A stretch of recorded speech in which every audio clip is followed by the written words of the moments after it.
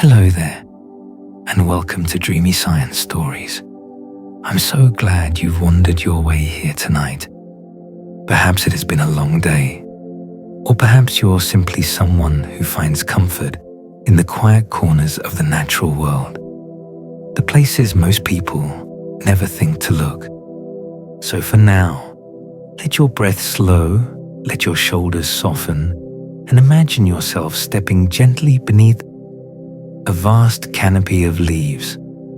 High above you, branches weave together like green stained glass, letting only the softest ribbons of light fall through. The air here is cooler, still, almost hushed, as if the forest itself is holding its breath.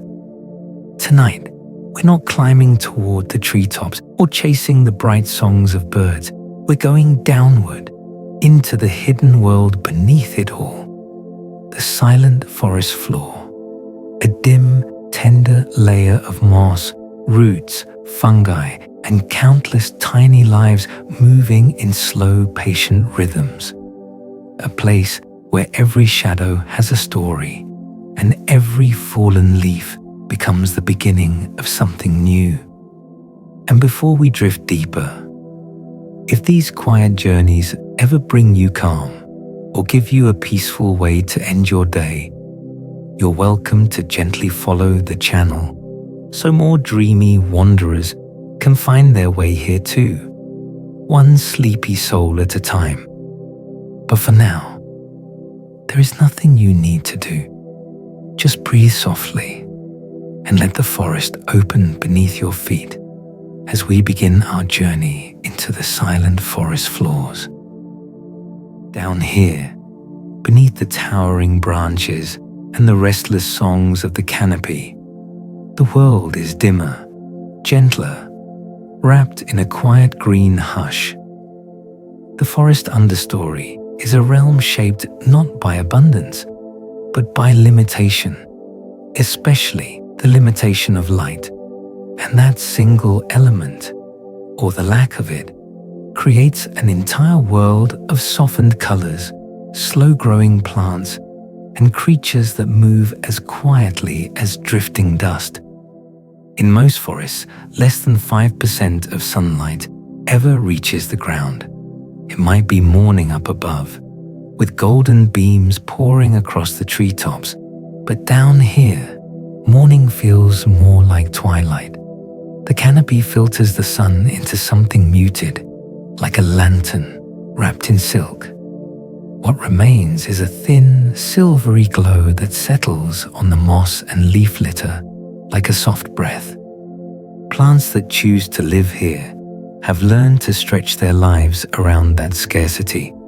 They're specialists of the shadows, masters of squeezing meaning from the faintest trace of radiance. Their chlorophyll, those tiny green engines of life, is different from the chlorophyll of their sun-drenched cousins in the open fields. Shadow optimized, it clings to every photon, catching light the way a still lake catches the last glimmer of dusk. Where bright light plants bask and burn, understory plants whisper and wait. They sip light rather than drink it, their chemistry tuned to a softness most plants could not survive. And yet, even in this dim quiet, miracles of brightness still appear. They arrive in brief, trembling moments called sunflecks. A sunfleck is nothing more than a stray beam slipping through shifting leaves above. It might last 3 seconds. It might last 12. But those few seconds are enough to power a plant through hours of growth. If you could slow time and watch closely, you'd see tiny leaves almost lean toward it, an instinct carved over millions of years. Entire energy budgets hinge on these flickers of brilliance. For understory plants, a sunfleck is not a luxury. It is a lifeline, a brief kiss of warmth that keeps them alive long after the light has passed. To catch such fleeting gifts, many understory plants have shaped their bodies into quiet marvels. Their leaves grow wider and thinner, like open palms reaching toward the sky. These delicate surfaces are nature's light catchers, soft, broad, and almost translucent. If you were to hold one to the light, you'd see a lacework of veins spreading like rivers on a map, guiding each captured photon deep into the plant's slow, patient heart. Some plants, though, cannot rely on wide leaves or gentle chemistry alone. They time their entire existence to the rhythm of the canopy, or rather, to the brief moments when the canopy has not yet fully awakened. In the earliest days of spring, before tree leaves unfurl and cast their heavy shade, a soft flood of sunlight spills onto the forest floor. For a few short weeks, sometimes less, this world brightens, and in those small windows, flowers rise. Trilliums, spring beauties, anemones, tiny petals in pale pink and white, bloom with a haste that contradicts the slowness of their home. They race the season, opening and closing their delicate structures before the canopy returns to shadow. It is a dance between time and darkness, between opportunity and restraint. These blossoms are the forest's quiet reminder that even the dimmest places can know moments of brilliance. Down here, even photosynthesis unfolds differently. What happens in sunlit meadows in a rush happens here at a pace that feels almost sleepy. Light trickles in rather than pause, and so the plants respond with a kind of slow motion alchemy. Their cells open and close gently. Their sugars rise and fall like tides. Their growth stretches across months and years, not days. The understory breathes in a time frame all its own. And because light touches so little, the air itself takes on a different character. Cooler, stiller, heavier, as though it has settled into the folds of the forest and chosen not to rise again. Warm air climbs toward the canopy, but here, beneath layers of leaves, the temperature holds steady. It is a place where even summer afternoons feel like early morning, where every shift of warmth or chill moves softly and slowly. Wind, wild and sweeping in the open, rarely reaches the forest floor. It thrashes the treetops, shaking branches into wild dances, but by the time it descends, it becomes something gentler, thin, like breath. Understory plants lean just slightly, responding not to gales but to whispers. It is why spiders can spin webs across open paths without fear of them tearing apart. Why moths can rest on stems without being blown away. Why leaves fall straight down, not sideways, landing softly like feathers. But though the wind is quiet, the understory is not starved of water. Instead of rain alone, these plants drink from fog and dew, the silent sources of moisture. At dawn, when light is only beginning to settle between the branches, droplets condense on moss, bark, and leaf edges. Tiny beads gather like pearls on a string, shining softly in the dim green light. Moss drinks them instantly. Fungi absorb them through threads finer than hair. Small flowers take them in, drop by drop, storing them for the warm afternoon ahead. Fog too drifts slowly between trunks. So quiet, you may not notice it unless a shaft of light catches it at just the right angle. When fog settles, understory plants open themselves like soft cups, letting moisture cling to their surfaces and sink inward. Even on days without rain, the forest floor glistens with borrowed water. Tree trunks, standing in tall stillness, become vertical highways of scattered light. Instead of glowing from above, some beams of sunlight bounce off bark, illuminating one side of a plant, while the other remains in shadow. It creates a mosaic of brightness, patches of muted silver, warm gold, and soft green, spreading across the understory in patterns that shift with cloud, wind, and time of day. If you watch closely, you can see the forest paint itself anew every few minutes. Mosses, those soft emerald blankets draped across rocks and fallen logs, have their own quiet relationship with this dim world. They don't chase light the way taller plants do. They chase water. Moisture is their guiding star, their compass. A moss bed may look uniform, but it is a tapestry woven from micro-decisions, tiny stems turning toward the dampest corner, smallest crevices holding the softest moisture. They sense humidity with a precision that almost seems like intuition. Where light falls only occasionally, moss thrives simply by following the path of dampness. Here in the understory, microclimates shift not by meters, but by centimeters. A single stone can cast enough shade to cool the earth beneath it. A fallen branch can trap humidity on one side while letting the other stay dry. Within a single square foot, sunlight, temperature, moisture, and soil softness can all vary, creating tiny neighborhoods of life.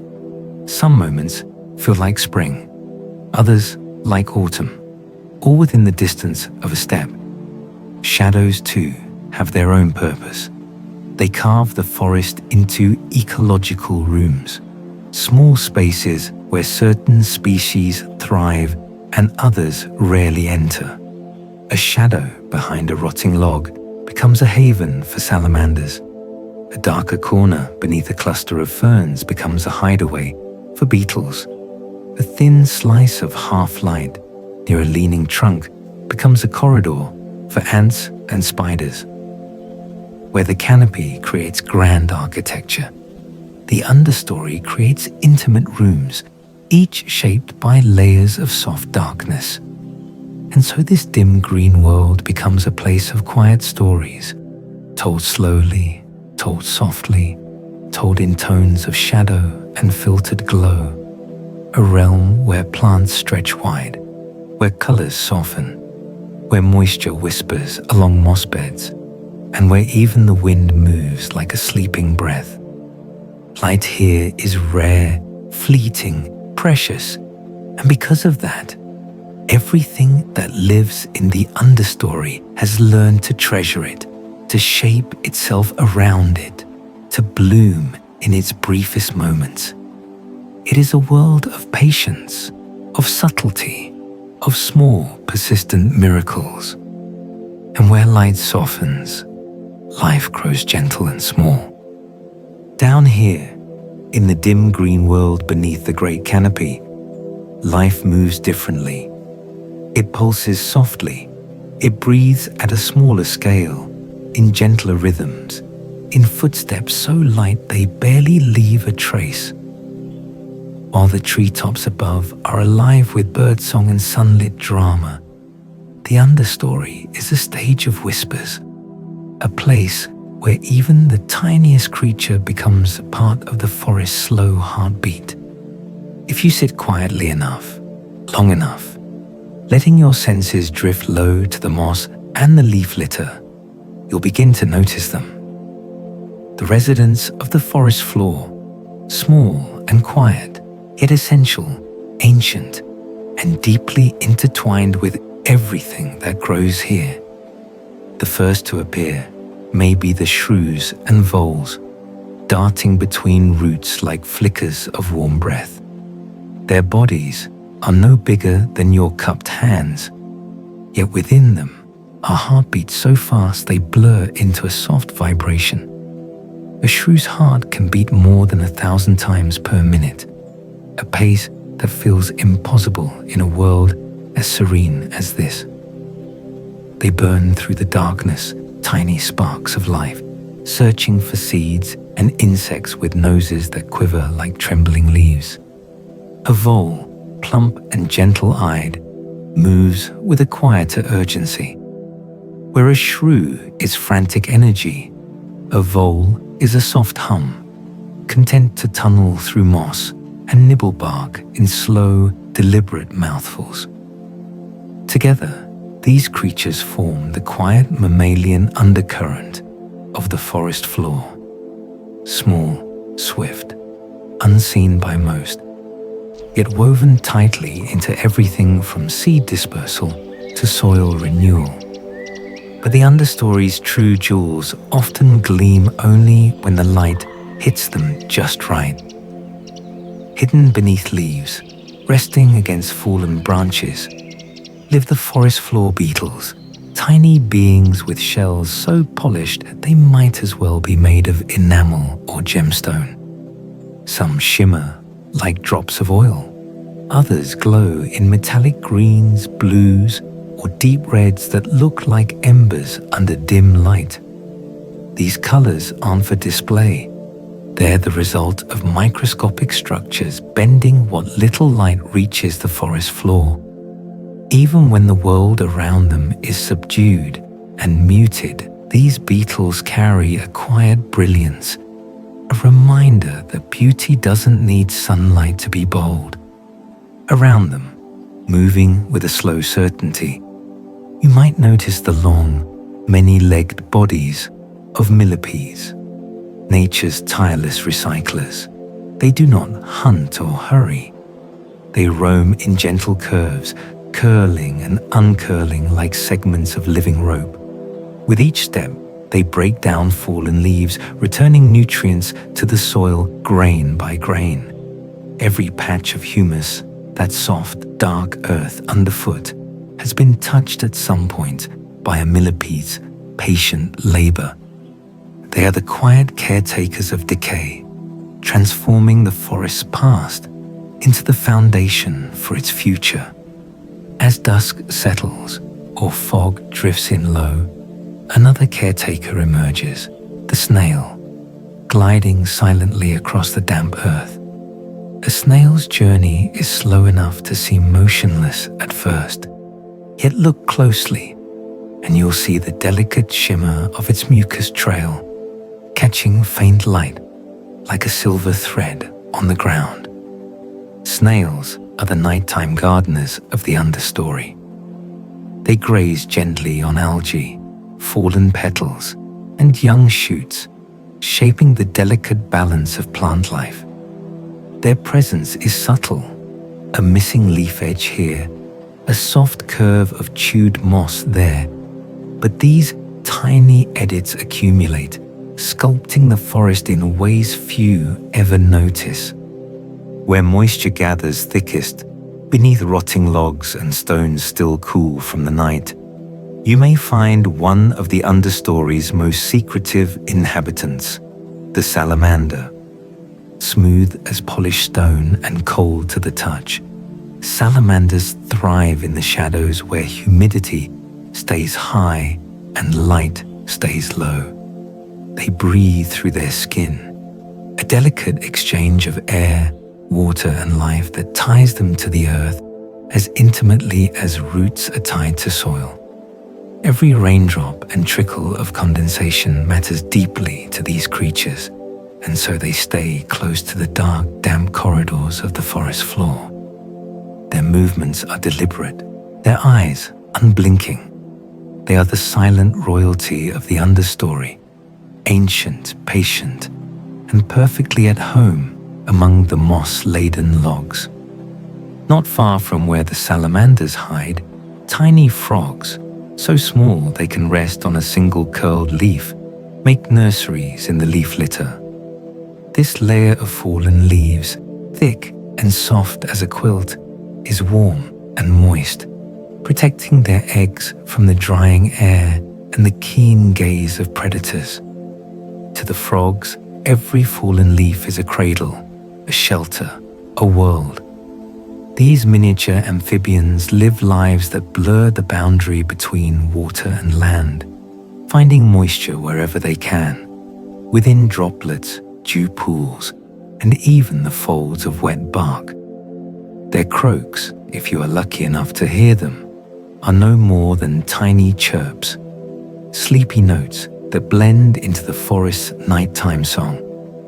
Higher up on the stems of unsupported plants, perched on a thin thread of web, a jumping spider may be watching. These spiders do not spin wide, passive webs. They rely on sight, slow, deliberate, astonishingly precise vision to track the world around them. Their eyes shine like black pearls, multifaceted and deep. To them, everything on the forest floor is a soft, moving tapestry. They tilt their heads as if pondering, leaning forward in little pulses, their movements curious rather than threatening.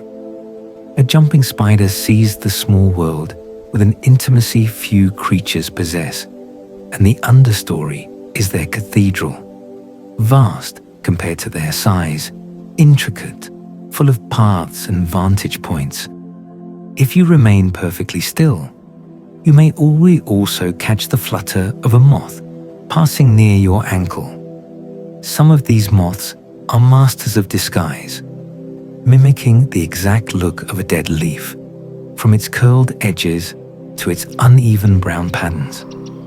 When they land on the forest floor, they vanish entirely, indistinguishable from the fallen foliage. Predators looking for a meal see nothing but debris.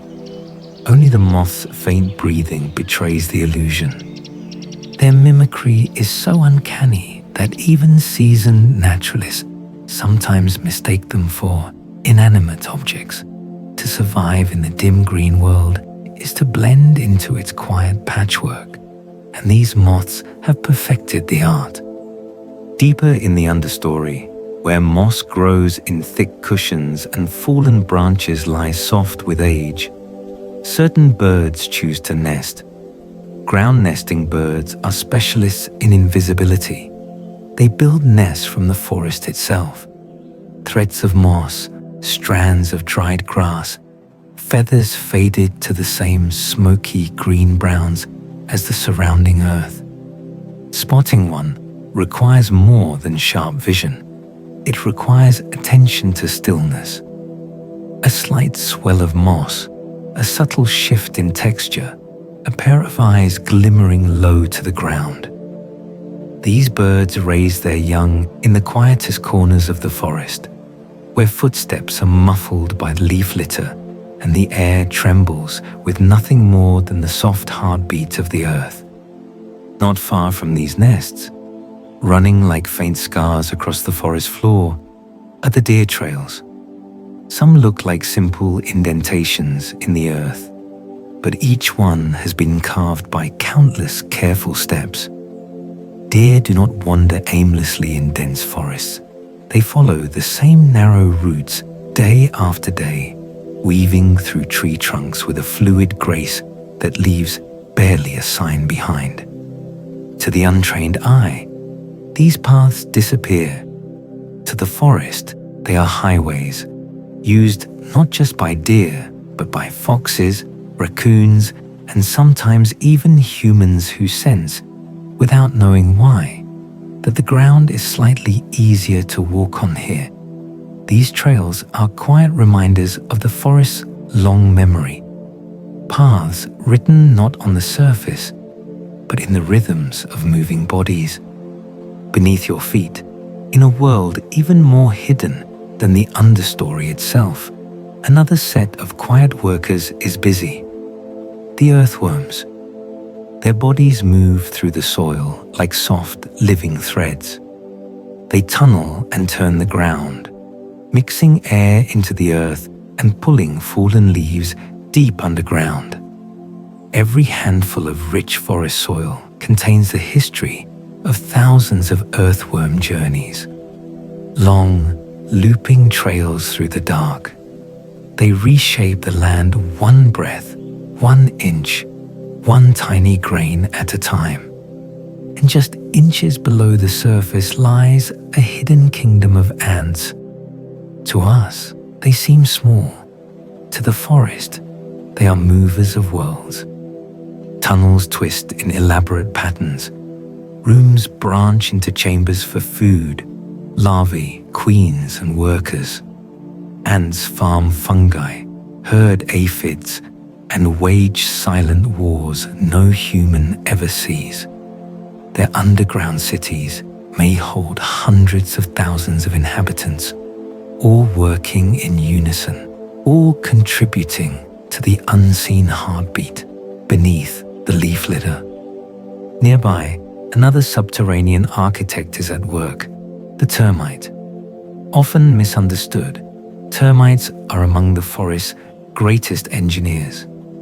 They break down wood that no other creature can digest, turning fallen trunks into fertile soil faster than wind or water ever could. Their colonies, built from mud and saliva, are masterpieces of ventilation and temperature control, cathedrals for the miniature world. Deep inside these structures, the air remains cool and constant, perfect for nurturing the fungi that feed the colony. Termites may be tiny, but their influence is vast. They recycle forests, reshape landscapes, and quietly sustain ecosystems. In the Understory, everything is small and subtle, yet each creature plays an outsized role in keeping the forest alive. Their lives are soft, fleeting, and often hidden. But without them, the forest would lose its breath, its soil, its rhythm, its sense of continuity. Here, in the dimness, life is not measured in spectacle, but in presence. Not in noise, but in necessity. Not in grandeur, but in grace.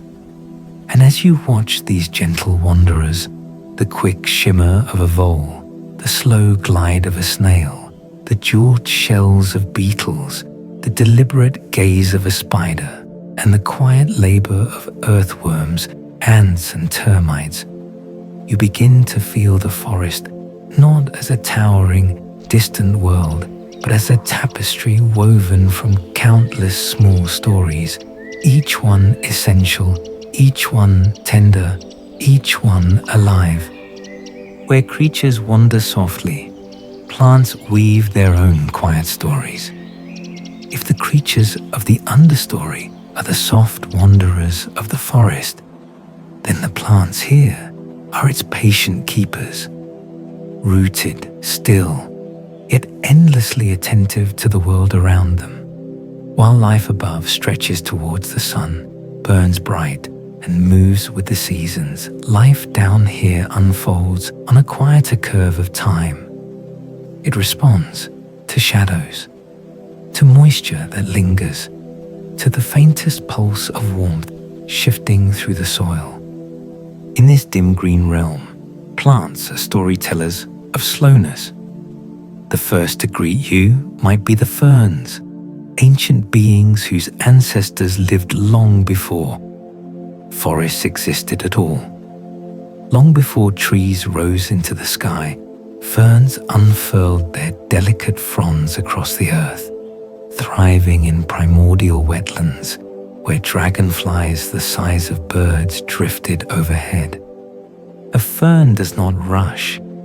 Its fronds uncurl with a grace that feels almost ceremonial, each coil opening like the slow turning of old pages. Unlike many modern plants, ferns do not produce flowers or seeds. They rely on spores, tiny dust-like specks carried gently on the still understory air. These spores settle in damp crevices where the next generation quietly takes root. To watch a fern is to glimpse a lineage that has survived extinction after extinction, adapting not by speed or strength, but by resilience and softness.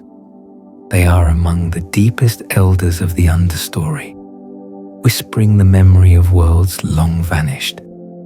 Near them stand low, sturdy shrubs, their branches woven tightly together like protective cradles for the forest floor. What you see above ground is only a fraction of their presence. Below, their roots spread in immense webs, gripping soil, anchoring slopes, stabilizing earth so that storms cannot easily tear the forest apart. These root systems are nature's safety net. When rain falls hard, the shrubs hold everything in place. When wind shakes the canopy, the shrubs keep the foundation steady. Their leaves may be small, their blossoms modest, but their silent strength shapes the entire architecture of the understory. They are like the ribs of a great cathedral, unseen yet essential, bearing the weight of the world above. Between the shrubs and the ferns lies the soft, velvety carpet of moss. Moss doesn't grow tall or reach upward. It spreads gently, embracing stones, fallen logs, and soil with a persistence that feels almost tender. Each tiny moss plant is a vessel for water. Their structures can hold moisture many times their own weight, acting as natural sponges for the forest. Even after weeks without rain, moss can remain damp to the touch, keeping humidity steady around tree roots and providing refuge for small creatures. When the morning light touches moss, faint though it is, the surface glimmers like a field of dew-filled jewels.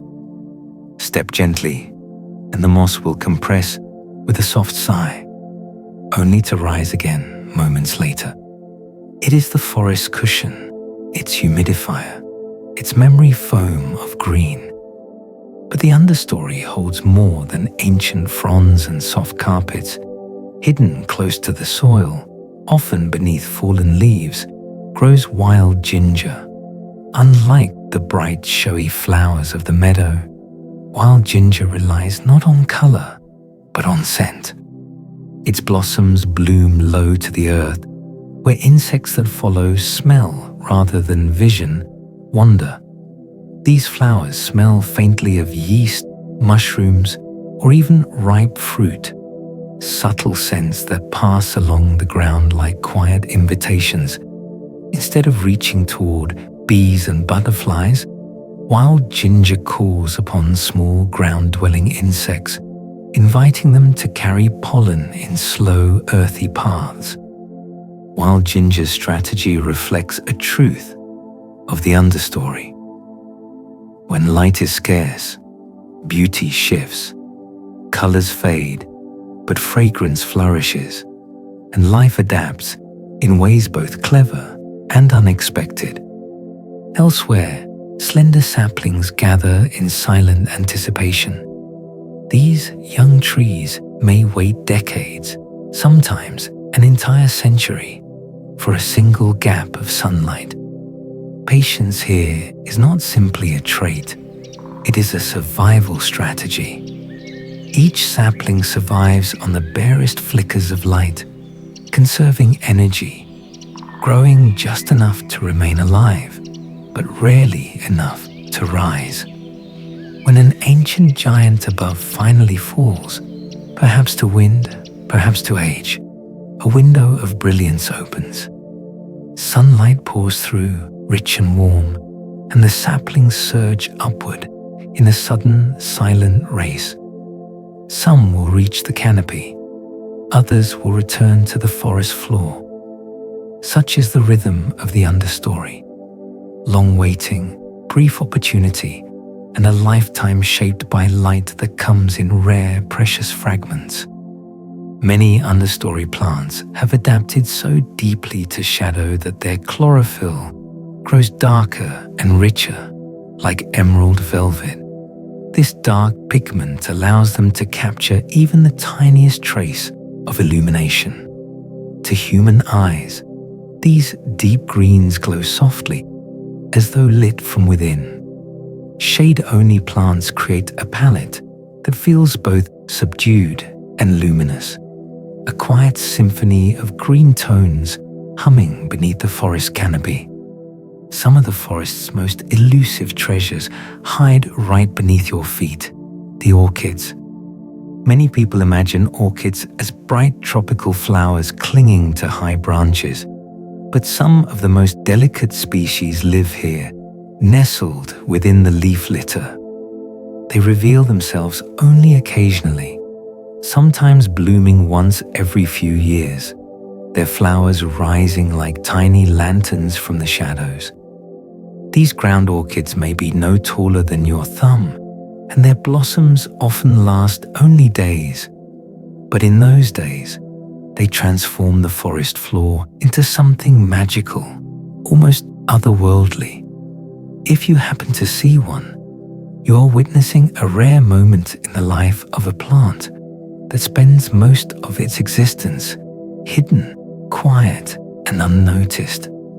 Beauty here prefers solitude. At your feet, you might also notice club mosses, which resemble miniature forests themselves. Each stem is like a tiny evergreen tree, scaled down to the size of your fingers. Looking at them feels like peering into a doll-sized landscape, a whole world of trees beneath the world of trees, repeating the architecture of the forest on a smaller, dreamlike scale. Club mosses, too, are ancient. Their ancestors once grew taller than humans, towering in prehistoric swamps.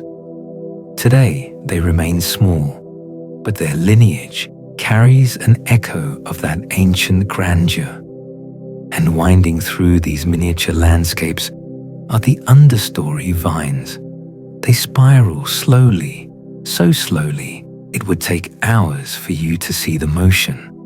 Wrapping themselves around trunks, roots, and branches, they do not climb with urgency, they rise with patience, sensing light gradients and moisture like subtle cues in a long, unfolding dance. Where the canopy creates architecture in broad strokes, vines add the fine, looping calligraphy of the understory. Some plants here respond to humidity as directly as animals respond to temperature. When the air dries, their leaves curl or fold inward, protecting themselves from water loss. Hours later, when the moisture returns, they open again. To watch such plants closely, leaf by leaf, is to witness a heartbeat-like rhythm, pulsing softly with the shifting breath of the forest. These adaptations make the understory resilient during storms. When rains come heavy, the green carpets of moss, ferns, and low-growing plants prevent the soil from washing away. Each leaf, stem, and root becomes part of a collective shield, absorbing the force of falling water and allowing the earth to drink slowly rather than be swept bare. In places where roots braid thickly under the soil, erosion becomes almost impossible. The forest floor holds itself together. Each plant is a tiny anchor in a sea of softness. But light is scarce here, and so plants do not compete for sunlight in the dramatic way they do in open fields. Instead, they often compete for scent pathways, those narrow streams of air where pollinators travel. Each plant releases its own cocktail of aromas into the understory, not overpowering, but subtle, weaving among the trunks like delicate signals. In the dimness, scent becomes a kind of language, a quiet conversation between plant and insect, plant and mammal, plant and breeze. Understory flowers often bloom at times, tuned not to sun cycles, but to temperature cues felt near the ground. A 2-degree shift in soil warmth, a humid night, or a sudden cooling can trigger blossoming. This precision ensures that flowers emerge exactly when their partners, whether beetles, moths, ants, or tiny flies, are most active.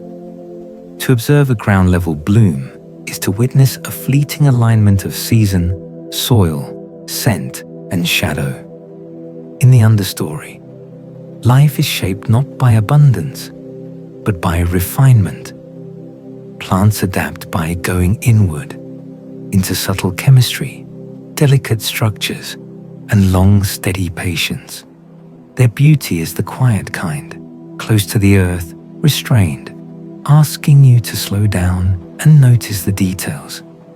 Among them, ferns unfurl ancient memories, shrubs anchor the land, moss gathers water like green velvet, ginger beckons through scent, saplings wait their lifetimes for a single chance, orchids hide their treasures, vines spiral toward unseen futures, club mosses echo ancient forests, and every leaf, every root, every petal restores and protects the soil beneath your feet.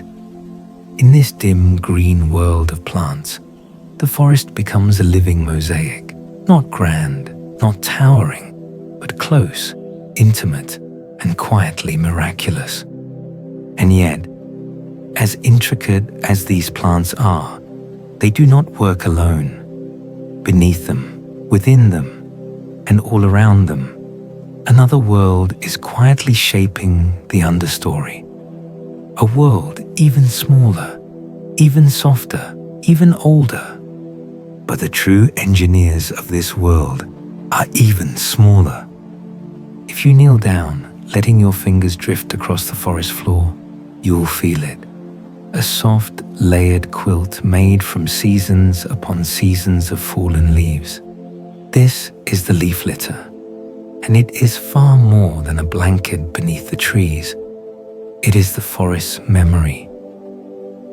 Each layer holds traces of years gone by. Last autumn's crisp oak leaves, the spring petals that fell and were forgotten, the rich dark fragments of foliage already halfway returned to soil. Every fallen leaf is a story, and together they form a record deeper and more detailed than any history written by humans. When you lift a handful of this leaf litter, the first thing you notice is the smell. That sweet, earthy fragrance that rises like a breath from the soil.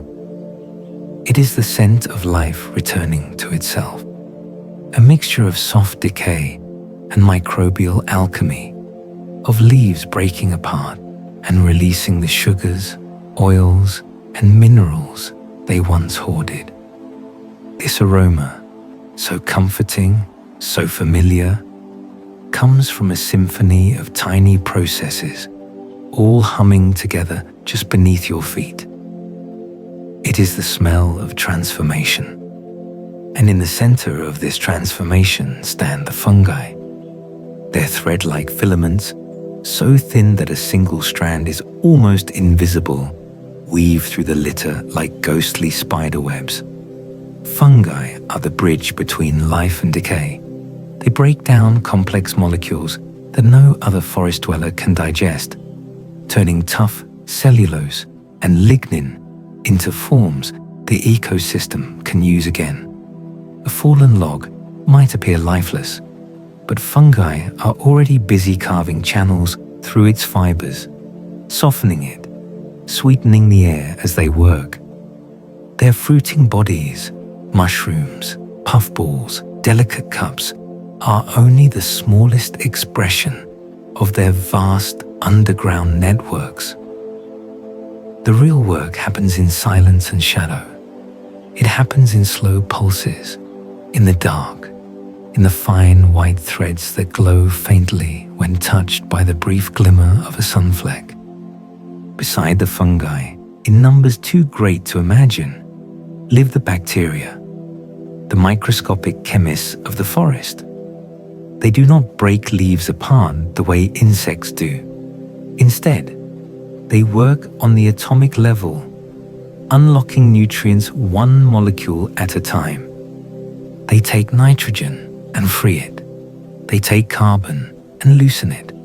They transform proteins, lipids, and starches into a nourishing soup the forest can drink. Their work is invisible to human eyes, yet without them, no tree could grow tall, no wildflower could bloom, no moss could stay green through long dry spells. Bacteria are the quiet alchemists of the understory, performing the slow, steady magic that keeps everything alive. Around them, in greater size but equal importance, move the detritivores, the shredders, the nibblers, the tireless recyclers, millipedes, beetle larvae, springtails, tiny crustaceans living in the soil. They take whole leaves and break them into confetti. They chew, tear, scrape, and grind, splitting the forest memories into tiny pieces that fungi and bacteria can digest more easily. It is a communal effort. One creature weakens the leaf, another shreds it, another dissolves it, and yet another carries the nutrients into deeper soil layers. This is decomposition, not as destruction, but as choreography. Thousands of tiny performers moving in harmony, each one playing a part too small to see, yet essential to the forest's survival. If you were to slip a tiny thermometer into the leaf litter, you would find something surprising. The temperature is often higher than the surrounding air. This warmth comes from microbial activity, from millions of tiny reactions releasing just a whisper of heat. Together, those whispers add up. The forest floor becomes a low, steady hearth, warming seeds through cool nights and providing a hospitable cradle for new roots. Over time, as leaves crumble and mix with soil, they form something precious: humus, the forest's soft, dark gold. Humus is not the same as dirt. It is richer. It holds moisture like a sponge and nutrients like a treasure chest. It feels silky, almost velvet smooth, and its color is deep, nearly black. Gardeners try to imitate it. Scientists analyze it. But the forest makes it effortlessly, year after year, from nothing more than gravity, microbes, and time. Why then do some leaves linger for months while others vanish almost overnight? Part of it comes from their structure. Oak leaves, tough and leathery, resist decay. Maple leaves soften quickly. Pine needles take their time. Environmental conditions matter too. A damp autumn can melt a layer of leaves within weeks, while a dry year leaves them crackling underfoot into winter. The forest floor is a mosaic of timelines, each leaf following its own quiet journey back into the earth. And then there are the logs. A single fallen log is an entire ecosystem unto itself. Inside the cracks and softened bark, you'll find salamanders resting in the cool dark, pillbugs curling into tiny armored beads, beetle larvae tunnel through the wood's inner corridors. Every inch of a decaying log is a miniature world, a humid cave, a feeding ground, a nursery. As the wood softens, fungi lace through its core, bacteria flourish, and roots of young plants begin to explore its hollows. In time, the log becomes so rich, so full of life, that new trees often sprout directly from it, their roots resting in the softened body of their predecessor. Rotting wood is not a sign of decline. It is the beginning of forests yet to come. If you listen closely during a gentle rain, you may notice something else. Raindrops sound different depending on where they land. On fresh leaf litter, they make a soft, papery patter. like fingertips brushing dried petals. On humus, the sound is deeper, a muted thump as the soil absorbs each drop. On a rotting log, the rain becomes a hollow tapping, reverberating through the softened wood. Even in the rain, the forest speaks in layers. Beneath all these textures, all these sounds, lies Earth's quiet recycling engine. It is not powered by wind or water, not driven by storms or sunlight, but by tiny acts, the shifting of a beetle's mandibles, the stretching of a fungal filament, the slow unraveling of a leaf's edge. Leaves. This engine runs constantly, night and day, season after season, taking everything the forest discards and turning it into nourishment. It is the planet's most patient, most essential machine. Above all this, drifting through the air in invisible currents, float the spores, dust-fine particles released by fungi in numbers so vast they might outnumber all the grains of sand on a beach. In the right beam of sunlight, they glimmer like snowflakes, a brief shimmer, a silver haze suspended in the dim green world. But most of the time, they are unseen, traveling quietly, waiting for the perfect patch of moisture to begin the cycle of decay and rebirth once more. The decomposition symphony is not a sad one. It is a song of renewal, of life folding gently back into the earth, of the forest reclaiming its own body, of every fallen leaf and broken branch becoming the foundation for new roots, new moss, new trees. Here, decay is not an ending. It is a beginning disguised as stillness. And beneath the litter lies a world even deeper. Beneath the softness of the leaf litter, beneath the moss that holds morning dew, beneath the dark gold of humus whispering with decay, lies a world even quieter than the one we've seen so far. A world without light, without sound, without movement that the eye can follow. Yet it is here, in this deep, unseen realm, that the forest truly breathes and thinks. This world is built from threads, roots, fungal filaments, chemical signals, and ancient alliances. Together, they form the forest's hidden network, an underground constellation more intricate than the stars above, and perhaps just as old. If you could slip below the soil without disturbing a single grain, you would find the mycelium waiting for you. Thin, pale, branching endlessly, mycelium spreads like a ghostly frost across the darkness, a network so vast that it can connect entire hillsides. It is often called the forest's quiet internet, a living information highway woven from threads finer than spider silk. Through it, the forest sends messages, shares resources, warns neighbors of danger, and distributes nourishment where it is needed most.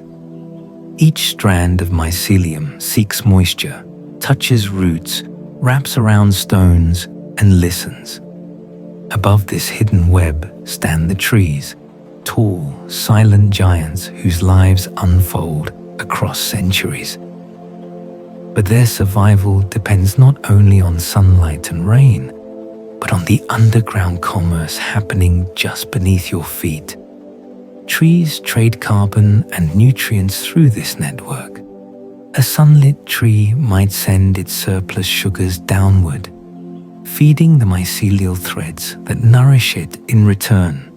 A shaded seedling, starving in the dimness, may receive carbon delivered from an older, healthier neighbor, a gesture of quiet generosity offered in the dark. This trading is not chaotic. It is measured, responsive, guided by need. When drought looms, trees release chemical signals through their roots and associated fungi, warning others that water is scarce. In response, nearby trees may tighten their stomata, reduce transpiration, or adjust growth to conserve moisture. When herbivores begin to feed on leaves, signal chemicals pulse downwards, traveling through root and mycelium alike, alerting the forest to brace itself. It is communication at the speed of life, slow to humans perhaps, but swift and urgent for a being whose heartbeat is measured in decades. Roots themselves possess a strange sensitivity. They feel the soil around them, detecting the presence of neighbors, stones, nutrients, and even the chemical signatures of kin and stranger. When one tree's roots sense another's, they may shift direction subtly, curving away to avoid competition. Other times, especially between related trees, their roots may entwine gently, sharing pathways, offering stability. This is why the forest floor rarely becomes tangled in root battles. The competition happens silently, chemically, with roots reading the soil like a textured map, a world of gradients and signals. But the most remarkable relationships occur not between trees, but between trees and fungi. Tree roots form alliances with mycorrhizal fungi because the fungi can do what roots cannot. Their threads reach far smaller spaces, extracting nutrients from grains of soil, dissolving minerals through chemical whispers, unlocking phosphorus and nitrogen trapped in difficult forms. In return, trees share the sugars made from sunlight. It is a partnership born of mutual need and deep time, a handshake of molecules, a quiet pact that has lasted for more than 400 million years. Through these alliances, carbon moves through the soil in steady, purposeful flows, carbon highways that feed shaded seedlings long before they can make enough sugar for themselves.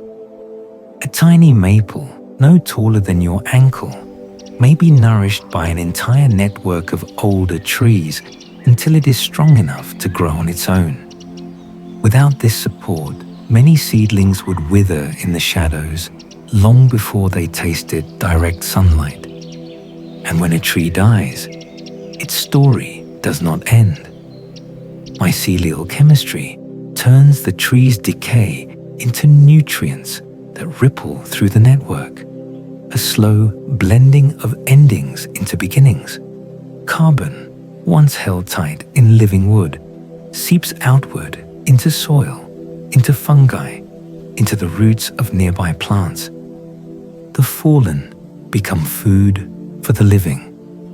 In the underground world, nothing is wasted. Death is not an interruption in the forest story, but the next stanza.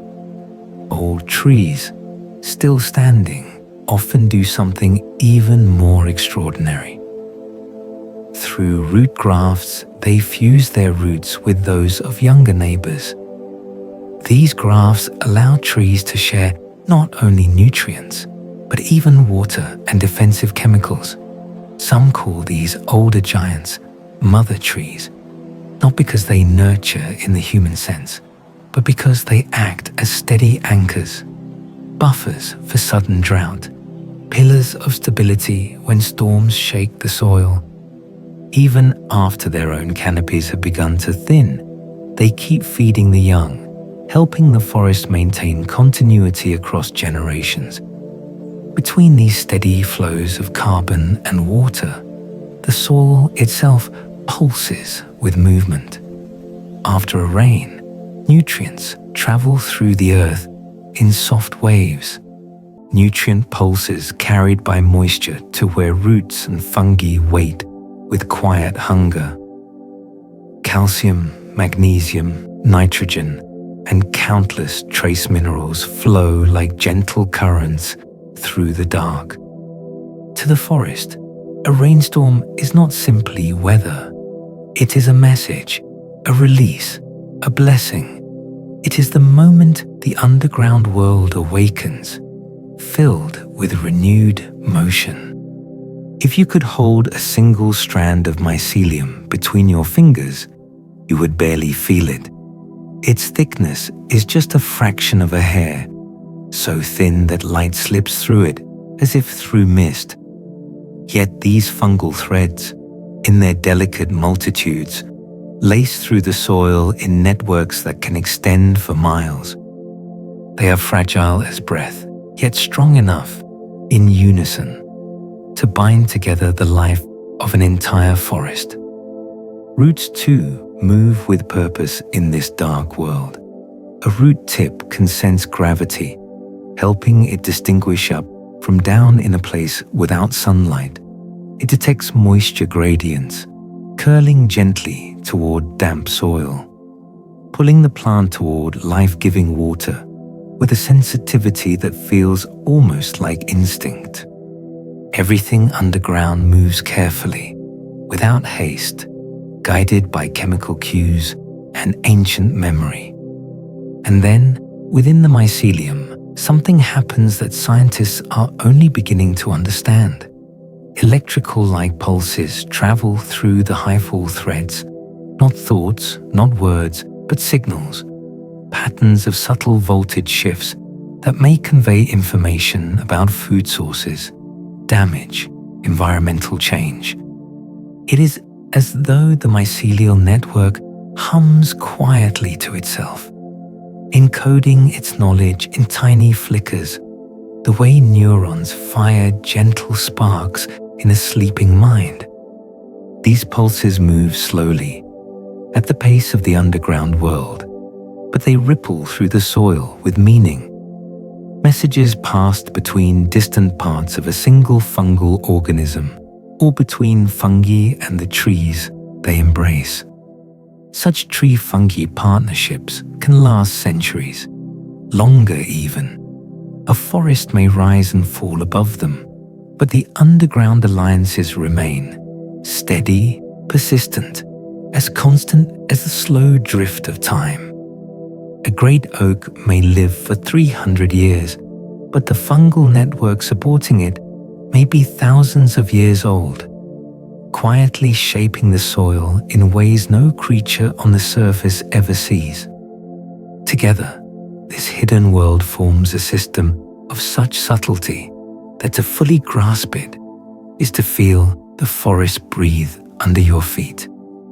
A system where roots listen to one another, where fungi send whispers through the dark, where nutrients glide like soft currents, where young trees are fed by the old, where death folds into life through delicate chemistry, where every grain of earth is part of a story still unfolding, and where, if you lean close enough, you might sense that even the stones, quiet, unmoving, ancient, hold their own place in this great web.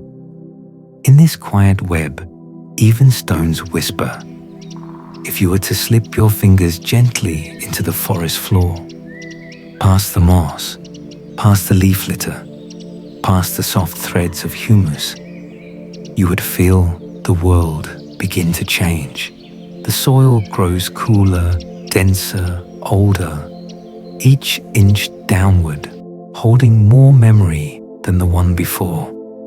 Down here, the earth is an ancient book, and its layers are pages written in minerals, roots, and the quiet drift of centuries. Every color, every grain, every faint fragrance carries the story of a climate long past, a storm forgotten, a season that once breathed warmth into the roots of trees, now gone. The topmost pages are loose, airy, touched by decomposition, but deeper layers become compact, darker, more finely woven. These layers hold secrets of time, the way tree rings hold years, not in circles, but in strata, laid down by the slow settling of leaf, water, and stone. Within these layers, minerals begin their slow, patient labor. Some release nutrients in a matter of months. Others take centuries. Tiny, imperceptible dissolutions where rainwater uncurls bonds between atoms and frees food for plants grain by grain. Quartz, feldspar, kava, mica, the building blocks of granite once born from molten rivers, break down into sand, clay, silt. Each mineral offers something different: potassium from feldspar, iron from hematite, magnesium from olivine in scattered fragments. The forest dines on these minerals so slowly that the process feels less like erosion and more like gentle geological giving. Clay, the finest of these fragments, holds water long after the rain has passed. Its tiny particles cling to moisture so tightly that even the hottest summer day cannot quite coax it away. To roots, clay is a reservoir, a quiet, faithful keeper of water, an anchor that remains cool to the touch long after the surface has dried. Sand, by contrast, offers breath. Its grains are too large to cradle water for long, but they create space, room for roots to move, for insects to wander, for air to slip into the soil's deeper chambers. Sand is the forest's lung. It allows oxygen to reach the hidden threads of roots and fungi, preventing suffocation in times of heavy rain. And then there are the colors of the soil: subtle browns, soft reds, ochres, a quiet palette painted by iron and manganese. Where iron oxidizes, the earth blushes rust red. Where manganese gathers, it deepens into charcoal shades.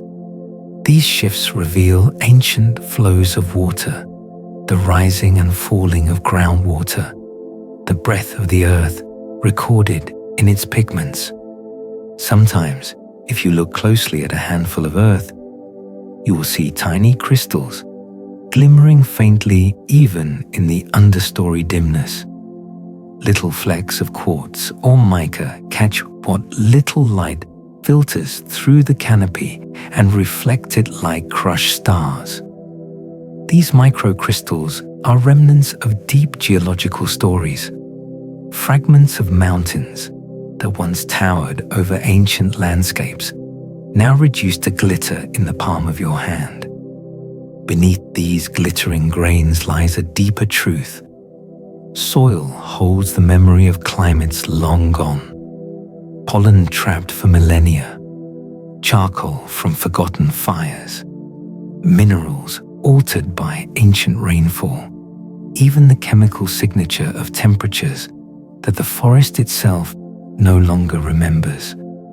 If you could read the soil the way scientists do, you would find hints of ice ages, warm periods when elephants wandered North America, dry spells that reshaped entire valleys. The ground holds all these histories quietly, never speaking them aloud, yet offering them in its composition, layer by layer. Despite all these records of change, one thing remains constant beneath the understory: temperature. Just a few inches below the surface, the soil keeps a steady coolness, as if holding its breath in slow equilibrium. While the forest above warms and cools, brightens and darkens, the underground layers remain calm. This constancy offers safety. Earthworms retreat to this coolness. Seeds sleep within it. Roots depend on it, using the stability of the earth as a shield against extremes.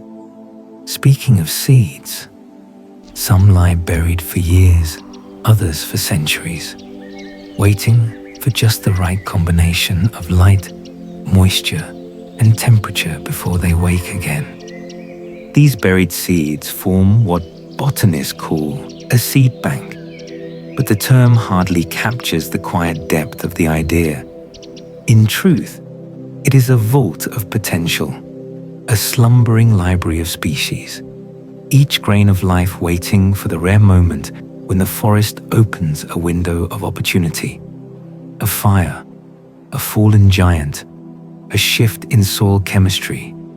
Any of these can stir the seeds awake and bring old species back into the understory's breath. Through all this, the soil also acts as a carbon vault. Every root, every fallen leaf, every decomposed insect feeds carbon back into the earth, where it becomes part of the dark matrix of humus and mineral particles. Locked away from air, much of this carbon stays underground for decades, centuries, even millennia. The soil becomes both storyteller and guardian, holding the forest's past and safeguarding its future. When roots explore these layers, they do not force their way through the earth. Instead, they widen cracks in rocks by the soft insistence of growth. A root tip is gentle, yet persistent. It presses into microscopic fractures, absorbing minerals as it goes, gradually expanding the rock just enough that water can enter, freeze, break it further. Over decades, rocks crumble into gravel, gravel into sand, sand into silt. The roots are patient sculptors. As roots move downward, they encounter soil that shifts its chemistry with every season of leaf fall. When autumn arrives and leaves blanket the ground, they slowly release tannins, acids, and minerals that change the pH of the soil. Some years bring more acidic leaves, oak, hemlock, pine. Other years, fallen maple or aspen offer softer, less acidic contributions. The soil responds to these gifts gradually, drifting on the scale of acidity and alkalinity the way a shore drifts with the tide. Even these subtle shifts affect which fungi thrive, which bacteria bloom, which plants find nourishment, and which choose to wait for a better season. As you descend through these layers, each one softer or firmer, older or younger than the last, you begin to sense how intertwined everything is. The geology beneath the understory is not separate from the life above it. It is the silent architecture that enables every fern to unfurl, every sapling to wait, every orchid to bloom, every mushroom to glow in the dark. The soil listens too. It holds vibrations of footsteps, echoes of raindrops, the hum of tiny creatures moving through its chambers. And though it does not speak in words, it records everything, every fallen leaf, every change in air, every shift in the forest's endless breathing. To walk on the forest floor is to walk on chapters of a story still being written, a tale carved by minerals, softened by fungi, shaped by roots, and colored by the eternal patience of geological time. And where soil holds memory, water writes motion. Down here, in the dim green quiet beneath the canopy, water moves in ways so gentle that most eyes never notice. It rarely rushes, it rarely shines.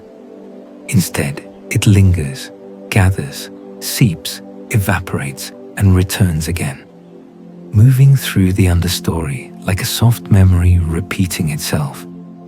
The plants, fungi, and creatures who live here depend not on rivers or storms alone, but on these quieter cycles of moisture, each one carrying a small tenderness that keeps the forest alive. The first keeper of this quiet water is moss, soft, velvety cushions that line stones, fallen logs, and the bases of trees. Moss has an astonishing talent. It catches fog, not by grabbing or trapping, but simply by being there. When morning mist drifts between the trunks, tiny droplets cling to the moss's delicate leaves, slowly coalescing into larger beads that glimmer like dew-jeweled lanterns. These droplets slide downward, nourishing the soil, or they sink gently into the moss's tiny chambers where water is stored for days. Moss becomes a reservoir in miniature, a quiet guardian of moisture, drinking in fog long after the rain has forgotten the forest. Overhead, rain rarely falls straight.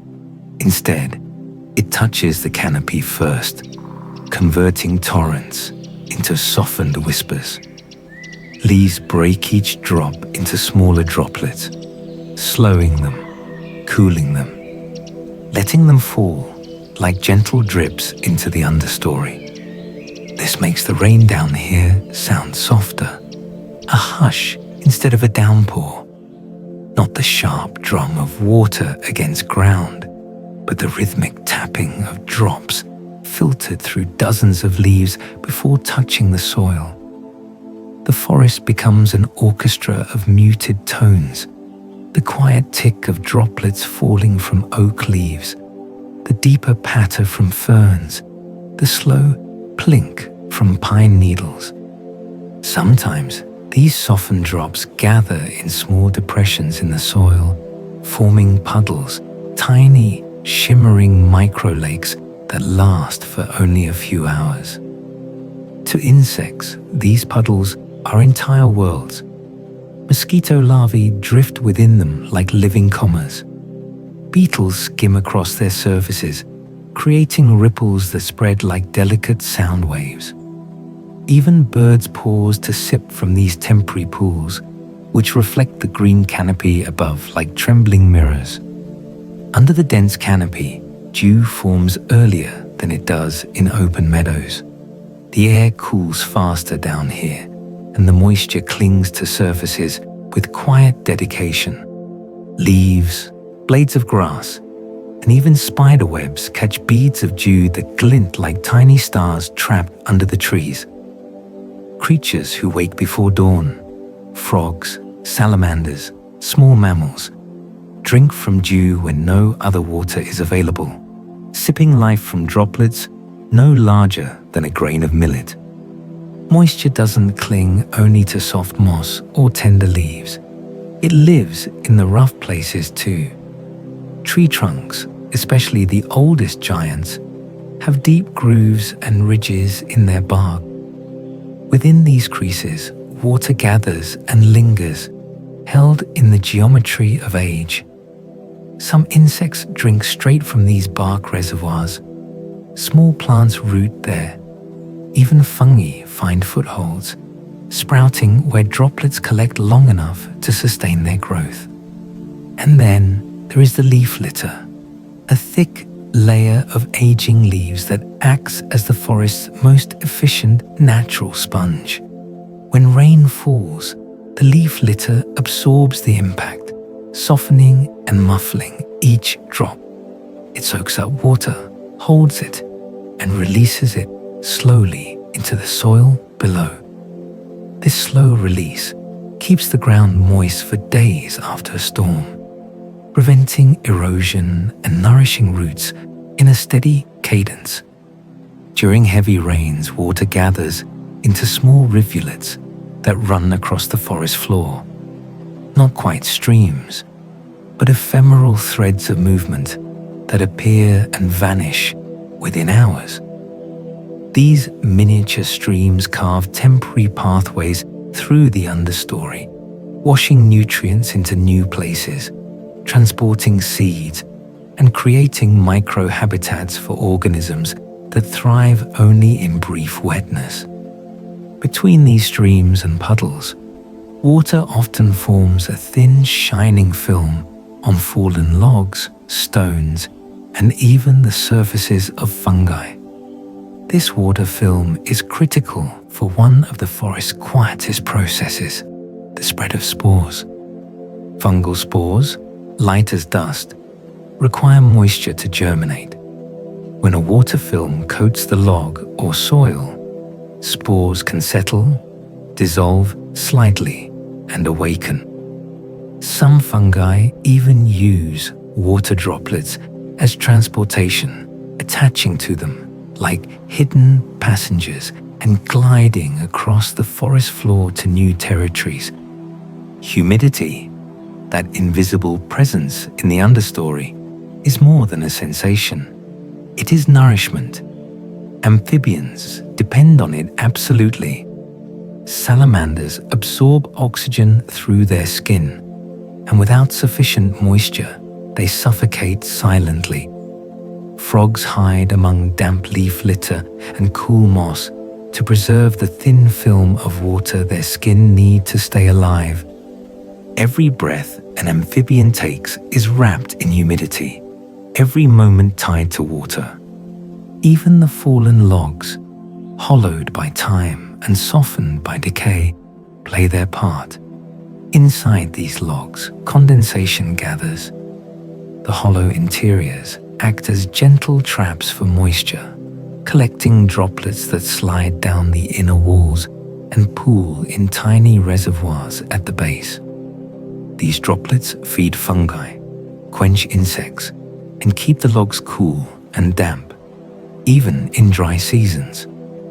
To salamanders and millipedes, these logs are shelters built from water and wood. When the rain does come, the understory responds with softness. Rain doesn't roar here. It whispers. It lands on moss, on leaf litter, on soft soils, losing its sharpness and gaining warmth. It is the sound of a forest breathing inward, each drop a pulse in a vast, slow heart. Roots hidden underneath channel this softened rain like subterranean rivers. They guide water downward, splitting it among their smallest fibers, absorbing what they need and letting the rest continue its journey into deeper soils. Some roots store water in their tissues. Others pass it along to associated fungi, who in turn distribute it across their networks. To creatures above, the forest floor is damp. To the roots below, it is a flowing world of quiet currents. This moisture serves another purpose. It cools the entire forest. When the understory soil is wet, evaporation slowly rises, keeping the air cool even during the heat of summer. It is a natural air conditioner, not mechanical or loud, but effortless and ancient. A forest without moisture is brittle. A forest with moisture is alive. This is why the cycles of water down here are so delicate, so interconnected, so vital. Every drop has meaning. Each bead of dew has purpose. Fog, rain, puddles, humidity, and condensation work together as a quiet alliance, keeping the forest breathing, cooling its soil, feeding its moss, and holding space for the creatures that cannot live without wetness.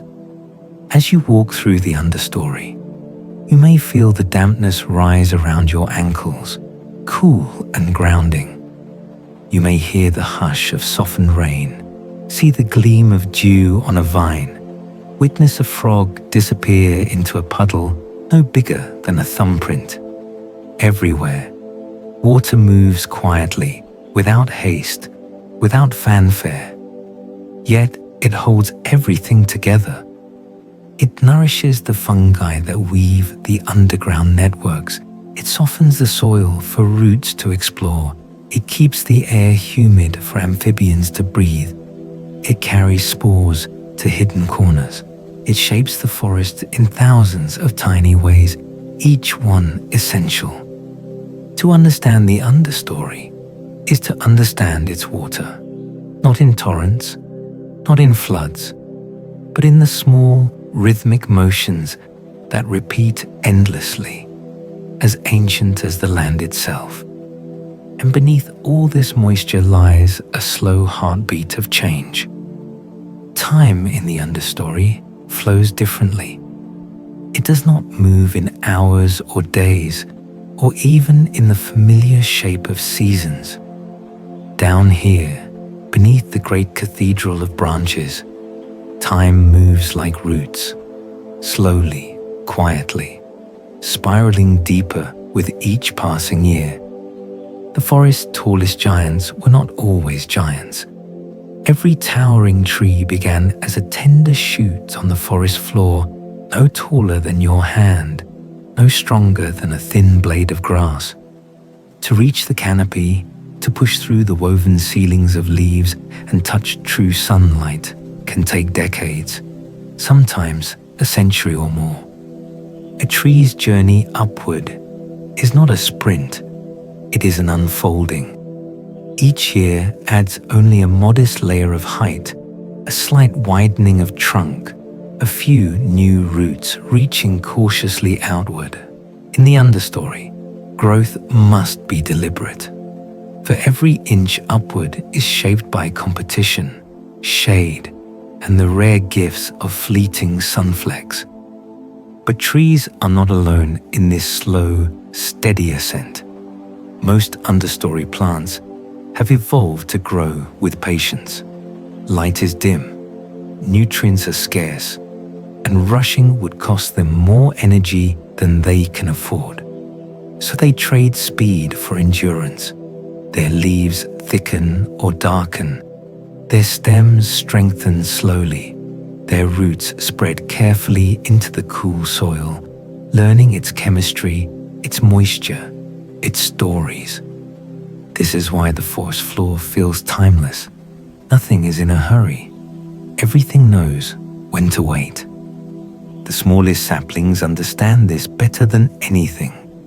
Some seedlings survive years, even decades, in deep shade, barely growing taller, living on the faintest trickle of light filtered through the canopy.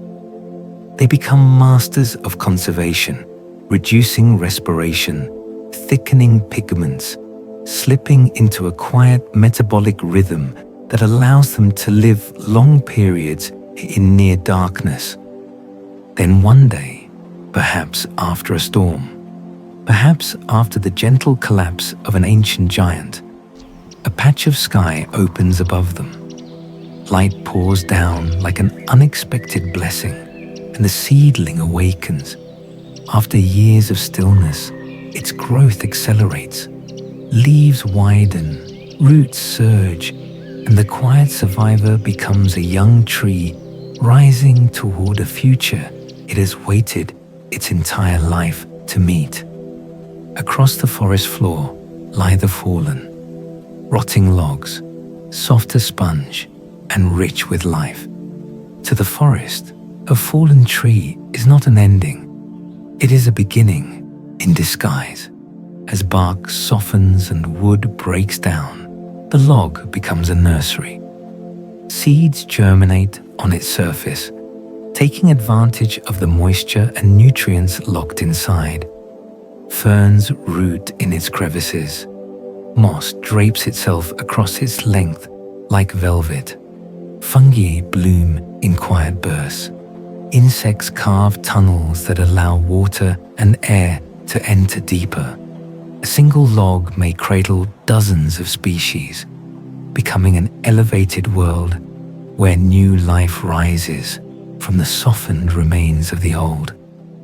These small worlds gain another surge of life whenever forest gaps open. When an old tree falls, it creates not just space, but opportunity, a window of brightness spilling into the understory. Sunflecks become sunpools. Breezes reach the soil. Moisture evaporates a little faster. Seeds dormant for years sense the warmth and stir awake. New plants colonize the gap, each racing to use the window of abundance before the canopy closes again. Some forests move through cycles so slow they're almost beyond human imagination. Nutrients travel endlessly, circulating from leaf to root to soil to fungus and back again. Every leaf that falls becomes food. Every fallen branch becomes shelter. Every rotting root becomes fertilizer. In the understory, nothing is wasted. Every ending is transformed into a quiet renewal. Even old roots, thick and woody from centuries of growth, serve new generations. As they decay, they leave behind tunnels, soft channels of soil that young roots follow like pathways. They enrich the earth with carbon, fungal tissue, and minerals released slowly over decades. It is an inheritance given silently, but with profound effect. Life in the understory is shaped not just by plants, but by the countless insects that move through leaf litter and soil. Termites, hollow logs, making nurseries for future roots. Ants redistribute seeds, burying them in chambers where they remain moist and protected. Beetle larvae carve through dead wood, shaping aeration pathways. Springtails and mites shred organic matter into pieces fine enough for fungi and bacteria to transform. These small architects influence the entire forest structure, even if their work unfolds in spaces barely wider than a fingertip. As plants and insects advance their quiet tasks, the forest undergoes a slow and intricate process called succession. A patch of ground cleared by the wind may be colonized by fast-growing herbs, which give way over time to shrubs, then to young trees, and finally to mature giants. Each stage creates homes for different creatures, different fungi, different rhythms. This makes the forest a patchwork of ecosystems, each square meter in a different chapter of its own story. Some patches are ancient, dark and still. Others are young, bright with new shoots. Side by side, they form a mosaic of ages and lifetimes interwoven as naturally as threads in moss. Across the seasons, the understory transforms in ways easy to miss unless you walk slowly, unless you let time settle around you. In spring, ferns uncurl like green scrolls. Wildflowers seize their brief window of unshaded light. Moisture rises as snow melt sinks into soil. In summer, shade deepens. Moss glows with trapped humidity. Insects hum in quiet pockets of warmth. In autumn, a rain of leaves covers the ground in gold and rust. Fungi surge upward with sudden brilliance. Nutrients return to the soil with a soft sigh. In winter, the forest becomes quiet and crystalline. The understory sleeps under frost or snow, yet life persists in roots, spores, and the tiny hearts of overwintering creatures. The seasons move in circles, but the forest moves in spirals, each year building upon the last, each cycle adding depth to the one before. Seeds travel through this spiral in ways as varied as the species themselves. Some cling to fur on passing mammals, hitchhiking through the forest until brushed off in a new home. Some ride the breeze, tiny parachutes, drifting through the air until they land softly in moss or soil. Others float along streams after rain, carried from ridge to hollow to valley in the forest's watery handwriting. These journeys are small, yet they dictate where the next generation will rise. Through all of this, the understory remains the foundation of forest resilience. Its stability, its ability to buffer temperature, hold moisture, store carbon, and cradle seeds, ensures that even after storms, fires, or harsh droughts, the forest can heal itself. The understory is not simply the shadowed ground beneath the canopy. It is the memory, the heartbeat, the slow, regenerative engine that allows the forest to persist across centuries. Because the forest cycles are not measured in human years. They unfold over multi-century arcs, trees rising, falling, decaying, feeding new life, their nutrients traveling across generations. A root may live longer than a civilization. A patch of soil may hold carbon older than recorded history. A fungal network may outlast storms, droughts, even shifts in climate. The forest is not static. It is an organism woven from time itself, breathing in centuries, exhaling renewal. And when you kneel in the understory, listening to the soft breath of moss, feeling the quiet weight of the soil beneath your hand, you are touching a story older than anything we can fully imagine. A story written not in words, but in growth and decay, in roots and rain, in patient cycles that echo through every inch of the forest floor. Every quiet moment in the forest floor is part of an ancient rhythm. And now, we return to the quiet center of it all, where the forest floor rests beneath you like a soft, ancient mattress woven from centuries of fallen leaves. Each layer cradles you the way it cradles seeds, with a gentleness shaped by time itself. Above, the canopy has grown still. The rustling that once whispered through the branches has settled into a slow, thoughtful silence. Even the wind seems to pause, its breath moving through the understory in long, unhurried sighs. If you listen closely, you can hear the forest breathing, a deep, steady rhythm, as soft as a sleeping pulse, the kind of sound that asks nothing of you except to rest. Down here, you are safe, wrapped in the cool green hush, cradled by moss, by the warm dark soil, by the ancient patience of trees standing guard in the night. The world beyond the forest grows distant, like a gentle echo drifting farther and farther away. Let your thoughts loosen. Let your breath fall into the slow cadence of the woods. And if sleep begins to gather around you, let it come, light as fog, soft as distant rain falling somewhere deep in the forest. Thank you for wandering with me tonight. May your dreams be quiet, cool, and kind, like the heart of the forest itself.